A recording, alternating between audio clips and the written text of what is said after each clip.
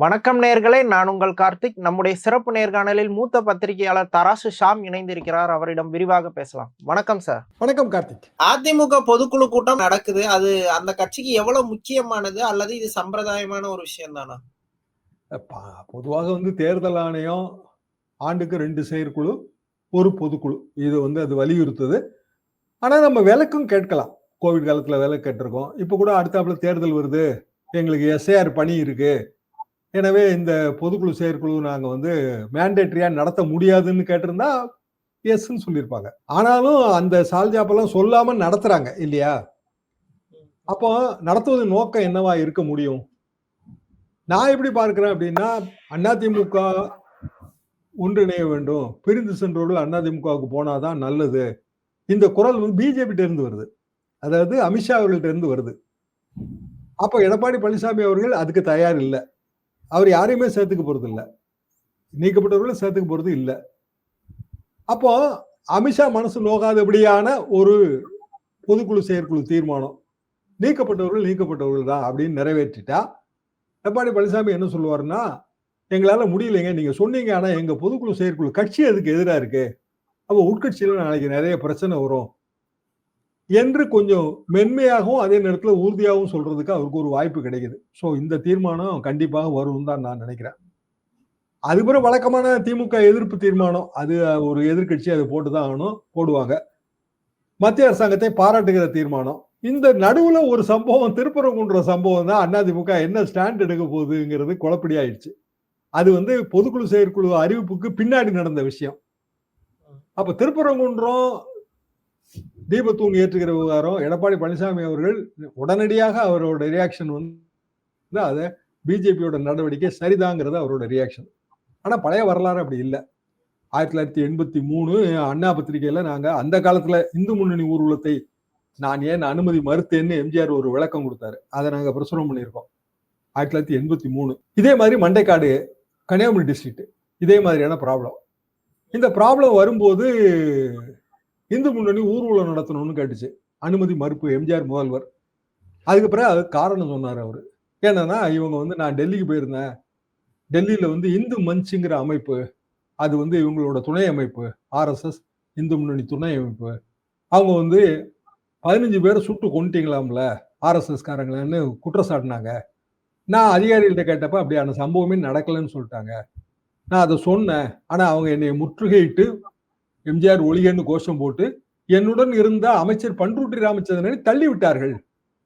இதுதான் மதத்தை காப்பாற்றுகிற செயலா? மதம் யாரையும் காப்பாற்றணுங்கிற நிலைமையில மதம் இல்லை, எனவே நான் இந்து முன்னணி ஊர்வலத்துக்கு அனுமதி மறுத்தேன்னு அவர் சொன்னார். இது 1983, 42 வருஷத்துக்கு முன்னாடி.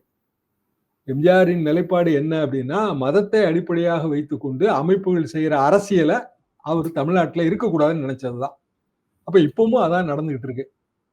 மத அடிப்படையில அரசியல் அடிப்படையில இந்த பிரச்சனை கிளப்பப்படுகிறது. இப்ப எச் ராஜா பேசுறதை பார்க்கும் போதெல்லாமே அது தெளிவாவே தெரியுது. இப்ப அதிமுக இதுல எம்ஜிஆரை பின்தொடர வேண்டிய, எம்ஜிஆரிசத்தை ஃபாலோ பண்ண வேண்டிய அதிமுகவின் பொதுச் செயலாளர் எடப்பாடி பழனிசாமி அவர்கள் பெரிய அளவுக்கு இதுக்கு ஆதரவு தெரிவிச்சிட்டாரு. இப்போ செயற்குழு பொதுக்குழுவுல அதை நல்லிஃபை பண்ணுவாங்களா? ஏன்னா அதுக்கு பிறகு செல்லூர் ராஜு பேசுனது எல்லாமே எடப்பாடி பழனிசாமி ஸ்டாண்டுக்கு எதிராக தான் பேசுறாரு. செல்லூர் ராஜு, ஆர்பி உதயகுமார் எல்லாருமே உறுதியான நிலைப்பாட சொல்ல தடுமாறிட்டு தான் இருந்தாங்க. அவங்களுக்கு எடப்பாடி நிலைப்பாட ஒத்துக்கிறதுல சங்கடம் இருந்துச்சு, எக்ஸப்ட் ராஜன் செல்லப்பா. இன்னைக்கு ஹிந்துல ஒரு பெரிய கம்பேரிட்டிவ் டேபிள் போட்டிருக்காங்க.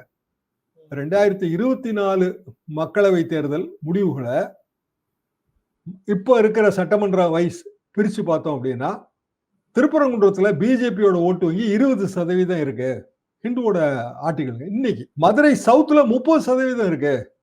அதிமுக கூட்டணியே கிடையாது. அப்போ 24 மக்களவை தேர்தல் முடிவு மதுரை பகுதியில் இருக்கிற 8 தொகுதி மட்டும் அவங்க கணக்கில் எடுத்திருக்காங்க. ஏன்னா பிற பகுதிகளில் இருக்கிற சில தொகுதிகள் மக்களவை தொகுதியா இருக்கு. அந்த சட்டமன்ற தொகுதி இப்போ மாறிடுங்கிறதுனால 8 தொகுதியை மட்டும் எடுத்து அனலைஸ் பண்ணியிருக்காங்க. ஆவரேஜா 15 to 20% ஓட்டு வருது. அப்ப திருப்பரங்குன்றத்துல அதிமுக நிக்கணும்னு நினைத்தால், உதாரணமா ராஜன் செல்லப்பாவோ மற்றவர்களோ நிற்கணும்னு நினைச்சாங்கன்னா பிஜேபி அங்க காம்பீட் பண்ணும். எங்களுக்கு கொடுங்க, இந்த பாருங்க புள்ளி விவரம் இதுதான், இப்போ மதுரை சவுத் நாங்க தான் நிற்போம், எங்களுக்கு வந்து இந்த 8 தொகுதியில 5 தொகுதி கொடுக்கணும், 4 தொகுதி கொடுக்கணும்னு கேட்டால் அதிமுக என்ன மாதிரியான நிலைப்பாடு எடுக்கும்னு தெரியல. ஏன்னா இப்போ பிஜேபி மத ரீதியாக இப்படியான ஓட்டு வங்கியை பெருக்கி இப்படி கொண்டு வந்திருந்தாங்கன்னா, ஏன்னா அதுல இன்னொரு கம்பேரிட்டிவ் போட்டிருந்தாங்க. இதே வந்து அவங்க 2016 எவ்வளவு ஓட்டு வாங்கி இருந்தாங்கன்னா 1% 2%. அப்போ 16ல இருந்து 24க்குள்ள 8 வருஷத்துக்குள்ள எத்தனை போராட்டங்கள் நடந்தன இந்த இதே திருப்பரங்குன்றம் இங்க எல்லாம் இதெல்லாத்தையும் கணக்கு போட்டு அப்ப இவ்வளவு ஓட்டு வங்கி கூடி இருக்கு என்பது அந்த புள்ளி வரும், அந்த டேபிளோட அடிப்படை கருத்து. அதிமுகவுக்கு இது வந்து மிகப்பெரிய சங்கடமாக மாறும். எப்படி எத்தனை தொகுதிகளை அவங்க பிரிச்சு கொடுக்க போறாங்க? ஏன்னா இப்பவுமே 40 தொகுதி 50 தொகுதிங்கிற பேச்சு இருக்கு. அப்போ அன்புமணிக்கு எவ்வளவு தொகுதி பிரிச்சு கொடுப்பாங்க? இப்படி பல விஷயங்கள் வருது. அப்படின்னா அதிமுக செயற்குழு பொதுக்குழு ஏதோ ஒரு தீர்மானம் போடும். இதெல்லாம் முடிவெடுக்கக்கூடிய அதிகாரத்தை வந்து பொதுச் செயலாளர் கொடுத்துடுறோம் என்று போடலாம். அது பிறகு அவங்களும் வந்து ஒரு பேச்சுவார்த்தை குழு போடுவாங்க. அது அநேகமா அது நடக்கும் தான் நான் நினைக்கிறேன். ஒரு 5 பேர் கொண்ட பேச்சுவார்த்தை குழு. ஜெயலலிதா காலத்துல இருந்து அந்த வழக்கம் இருக்கு. அப்படி அந்த மாதிரியான ஒரு தீர்மானம் இப்படி இருக்கும்னு நினைக்கிறேன். அரசியல் தீர்மானங்கள் தவிர உட்கட்சி தீர்மானங்கள் இந்த மாதிரி அமையும் என்பது எனது பார்வை. சிலர் என்ன சொல்றாங்கன்னா ஓபிஎஸ் உள்ள சேர்க்கறதுக்கான வாய்ப்பு இருக்கு அப்படிங்கிற மாதிரி ஈவன் ஹிந்துல ஒரு ஆர்டிகல் சின்னதா வந்த மாதிரி ஞாபகம். ஹிந்துல வந்துருங்க. எனக்கு தெரிஞ்ச வாய்ப்பு இல்லைங்க. ஓபிஎஸ்க்கும் வாய்ப்பு இல்ல, கேசிபிக்கும் வாய்ப்பு இல்ல. என்ன காரணம்னா 2 பேரும் சேர்ந்து யாருக்குமே வாய்ப்பு இல்ல. எடப்பாடி பழனிசாமியை பொறுத்த வரைக்கும் அதிமுகவிலிருந்து நீக்கப்பட்டவர்களை மீண்டும் இணைப்பதற்கான வாய்ப்பு இல்லவே இல்லை என்பதுல அவர் உறுதியா இருக்கிற மாதிரி தான் நான் புரிந்து கொள்கிறேன்.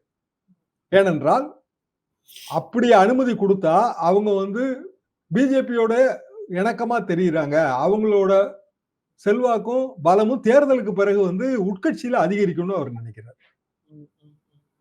இல்ல அப்போ கட்சியில சேர்க்கலன்னா கூட்டணிக்குள்ள அகாமடேட் பண்றதுக்கான வாய்ப்பு அத பத்தி டிஸ்கஷன் எதுவும் இருக்குமா?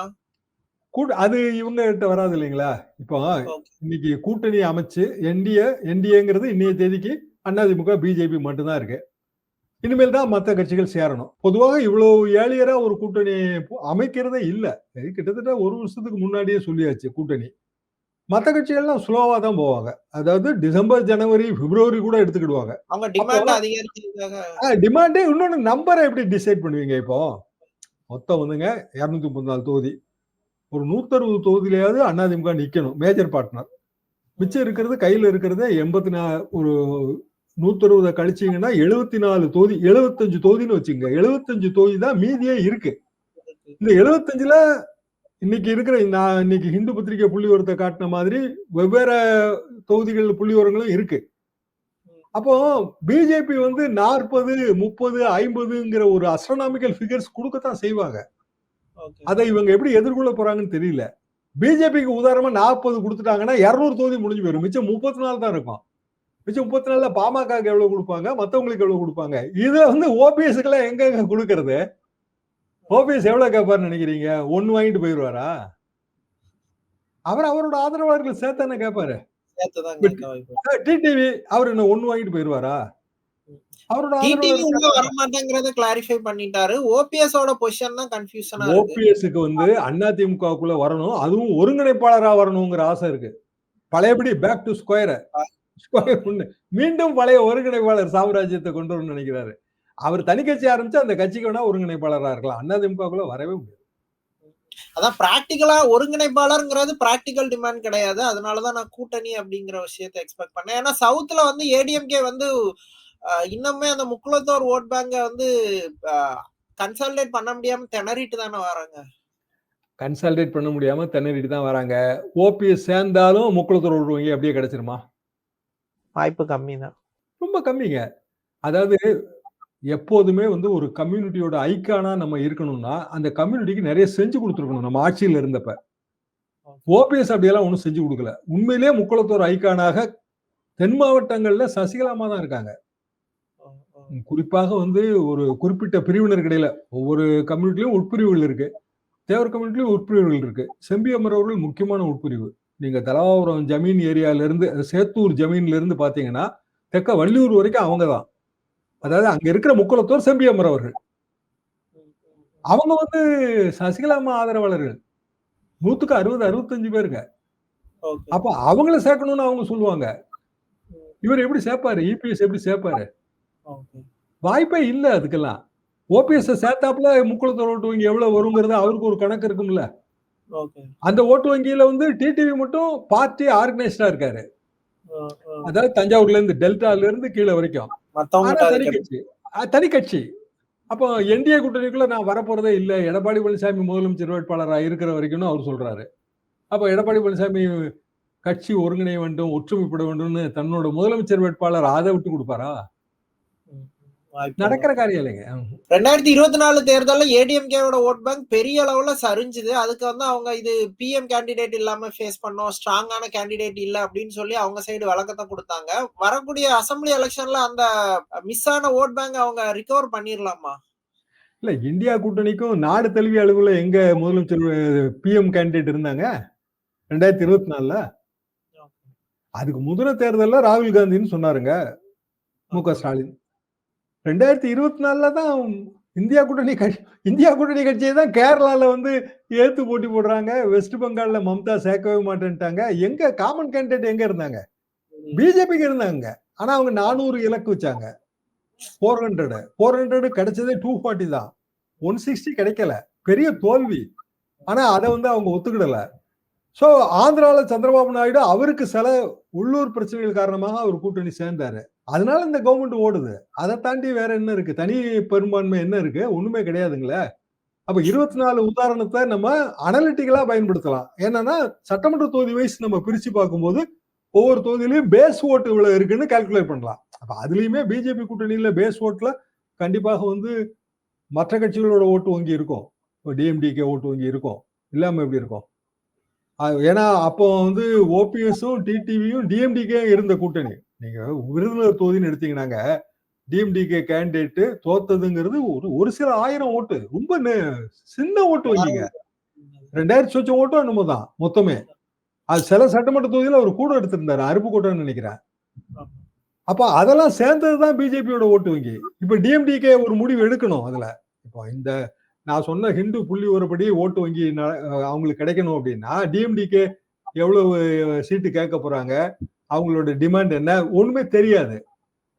அப்ப இதை அப்படியே வந்து இப்போ சட்டமன்ற தேர்தலில் பிரதிபலிக்கணும்னு நம்ம எடுத்துக்க முடியாது. ஆனால் அடிப்படையாக தொகுதி பங்கீடுக்கு இன்னென்ன தொகுதிகள் வேணுங்கிற அந்த ஐடென்டிபிகேஷனுக்கு இது ஒரு பேஸ் ரெக்கார்டா இருக்கும். இப்போ டிஎம்டிகே பிஎம்கே எல்லாம் ஒரு மாதிரி ஒரு க்ளூலெஸ்ஸா இருக்கிறாங்க. ஏடிஎம்கே சைட்ல இருந்து அவங்கள ஆர்கனைஸ் பண்றதுக்கு ஏதாவது ஒர்க் பண்றாங்களா, இல்ல என்ன மாதிரி தான் அவங்க ஒர்க் பண்றாங்க?